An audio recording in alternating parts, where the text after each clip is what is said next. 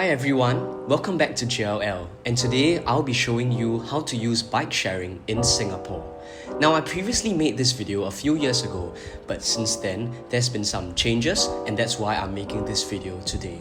So as of 2025, which is when I'm recording this, there are two operators in Singapore, which are Anywheel, which is the green color bikes, and HelloRide, which are the blue color bikes.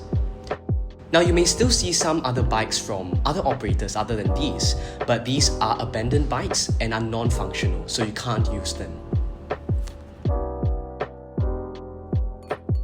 Now, the key difference between these two operators is how they handle payments. For Anywheel, it uses an in-app wallet system where each trip fee is deducted from this wallet. And the minimum top-up for this wallet is $10, so this may not be very useful or suitable for you if you're only going to ride a few times in Singapore. For HelloRide, you have more flexibility. You can use an in-app wallet system like Anywheel, or you can simply pay for each ride after you are finished riding. Another difference is the quality of the bikes. HelloRide is a relatively newer operator compared to Anywheel, and so its bikes tends to be of a higher quality compared to Anywheel, which may have some faulty bikes lying around in Singapore, although it has been steadily upgrading these old ones. Both operators have slightly different pricing. For Anywheel, it costs $1 per 30 minutes for a regular bike, so this refers to either a city bike or a hub block bike. Now, a hub block bike basically is the new version of the city bike, which has a phone mount and a slightly larger basket. For a regular HelloRide bicycle, it also costs $1 for the first 30 minutes. However, after that, it costs 50 cents per 10 minutes. Other than the regular bikes, both operators also offer a family bike version, so these are bikes with a child seat attached behind, and it costs the same for both operators at $4 per 30 minutes. Both operators also offer passes for cycling, so these passes will be good for you if you're going to be riding frequently in Singapore. Bikes are shown as a small bike icon on the map inside the app. So before heading out, I suggest you check the location where you're intending to cycle at to ensure you won't be disappointed by the lack of bikes when you reach there. To unlock the bike, click the Scan to Unlock button, which is the same on both apps.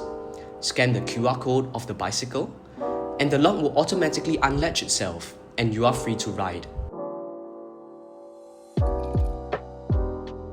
The speed limit for riding is 10 km per hour on pavements or sidewalks, 10 km per hour on the rail corridor, and 25 km per hour on shared or multi-use paths, cycling paths,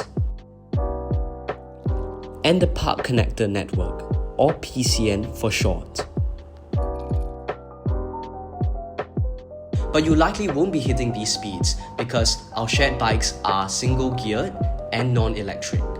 Just make sure you don't cycle on any path labelled as pedestrians only or no riding. And unlike some countries, you can't bring these shared bikes on board trains or buses. Only foldable ones are allowed.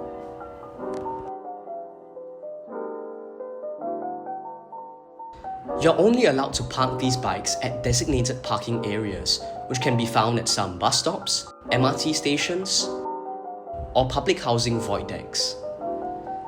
These areas will have a QR code on the wall or the ground. You can also check the app for the P icon. Some places may have bike racks without a QR code label, such as at malls or community centres, but these are considered unofficial parking spots, and you can be fined $5 if you park here, unfortunately. To lock the HelloRide or Anywheel hub block bikes, click the lock button on the app and the lock will automatically lock. For Anywheel city bikes, you have to manually latch the lock for it to lock. After locking your bike, you will be prompted to scan the QR code of the parking zone. And that's it. If you're not using the HelloRide in-app wallet, you will be prompted to pay using these payment methods. So that is the very basics of bike sharing in Singapore.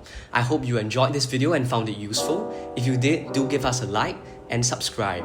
Thanks for watching and see you again.